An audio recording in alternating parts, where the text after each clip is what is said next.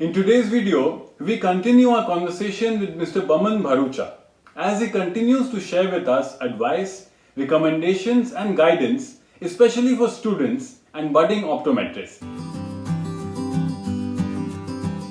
But our course was very primitive. We didn't have teachers and we did not have any formal education in optometry. But the advantage there was, which I find missing in many colleges today, was that we had a phenomenal OPD. Where apart from doing theory, which was negligible compared to what you all do today, we had a phenomenal growth in our practical model. Because 70% of the time we were in the OPD, or we were looking at surgeries, or we were doing perimetry, or we were doing something to do with fundoscopy. Something or the other we were doing. We were not wasting time in a classroom, and thank God we didn't have mobile phones. So, time was not badly spent. Of course, there was a time when there was mischievousness, and it happens in all colleges. But basically, I think optometry should be more of a practically oriented course. What we are doing is we are giving theory jargon. Theory you can read at home also. You can be explained twice a week. But 80% of the time you should spend in OPDs. 80% of the time you should be dirtying your hands. To be a carpenter, you can't read Google and start sawing. You can't do it. You have to hold the saw in your hand and cut the wood. And that's the same thing in optometry. You have to hold the torch and see the eye. That's primitive, but it starts somewhere. Wearing a white coat doesn't make you an optometrist. It can also make you a butcher. And today optometry has become more of a butchery because everybody wants an optometrist. So the idea floating around is whether I pass or don't pass, I am going to get 20,000 rupees. No? 30,000 rupees आराम से मिल जाएगा. But that is not all optometry is about. No? You require hard work, you require to be focused, you require to change, you require to ask questions. Supposing I am doing something, I rarely see a student asking me, sir, why are you doing this? Bhai, you have come to study. You have the right to ask. If you don't ask me a question, I become complacent. I will not improve, you will not improve. Only why has this world come here? Because of a question. Everything has improved because of a question, because of a rebellious attitude. So this is the way only optometry will change. But there has to be a defined of principles. You can't just do anything. You have to change. Everybody can't see every science, every business, everything has black sheeps. But if the black sheeps are more than the white sheeps, the thing fades away. People will stop trusting. Why does everybody say I want a second opinion? Because they are not trusting people. Have the guts to say the truth. Have the guts. 20 people will walk away, but they will remember when you say the truth. That they will remember. They might not come back, but they will always remember. But if you say lies, that is a continuous, till somebody finds out that you have screwed up in the first place. Then you are in a problem. Because when it comes back to you, you will not remember what you said. See, how many optometrists today would you know, since you are from a next generation, who can neutralize correctly? I don't think anyone can neutralize. Because in college only we don't teach neutralization. It is not the fault of the student, it's the fault of the education institution. But my uncle could never use a lensometer, you know this. He was a master neutralizer. Master. He could tell you this is 9.25 with 1.75 at 55 degrees. It has to be.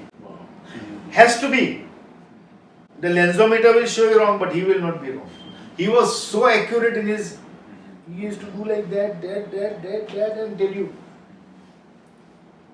And he used to go to 55 degrees, that much perfection. There was another gentleman called Mr. Rustamji from Baliwala. There was another gentleman who used to work in Kalbari, I can't recollect his name. They were master at this. And what they used to do? You would take 1 hour to do it, bloody hell. And they used to do it like. So these things, see anything, if you have to become a master in, there's only one word for it: practice. In sports, the word comes practice.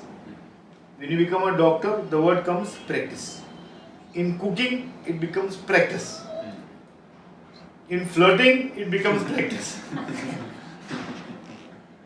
To become a veterinarian, you require practice. To be an optometrist, you require practice. So if you see one word common with all is practice. And if you can't do that, then you can't practice. You have to play a guitar, you require to practice. Everything requires practice, and if you can't practice, it disappears. The touch goes, the feel goes. And fortunately or unfortunately, technology brings with itself certain values, and also it takes away certain values from us. It takes more than it gives. It replaces it. Yeah, because it causes a big lacuna in your thinking. Today, if I ask a student today, 10 plus 7 plus 19 is how much, they require a calculator. Yes. That's technology. Yeah. Previously, people used to just say the answer. Khadak nahi hai. Yes. So you become brain dead with technology. For example, in optometry, you have today everything at the click of a button. Yes. Right? Yeah. How many people actually read? The same thing goes with physiotherapy. How many people actually open the laptop? Everybody has a laptop, but do you open it and actually read? The technology has brought in a lot of good with more than bad. Because people have got it there. We had to stand in a line for one book. Then you reach right up till the lady and you say, I want this book. She says, it's just been taken, come after a week. Oh shit, I got my exam after a week. So this is how technology has supported people also. It has made the world into a smaller place.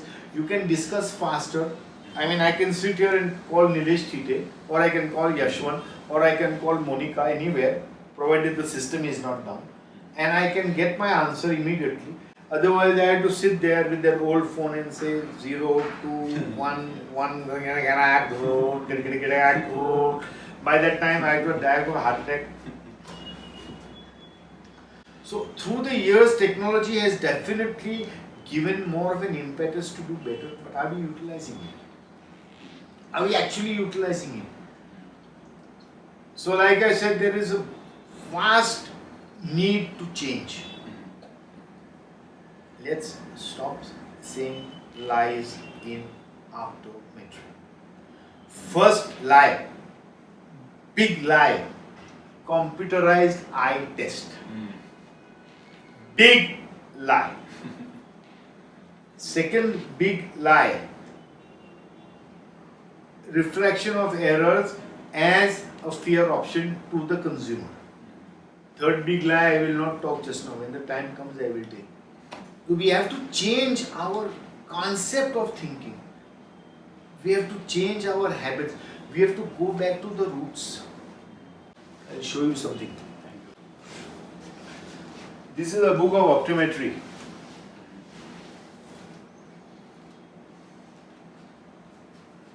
Be very careful, no? Yes. In 1905, Wow. from Jacksonia Optical Correspondence Course in Optics. This is hand typed. Yeah, that's what I was going to mention.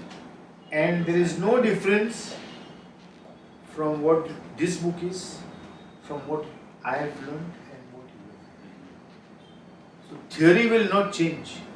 You see, the paper is also that old.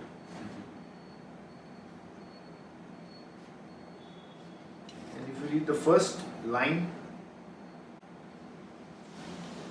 you can read it loudly.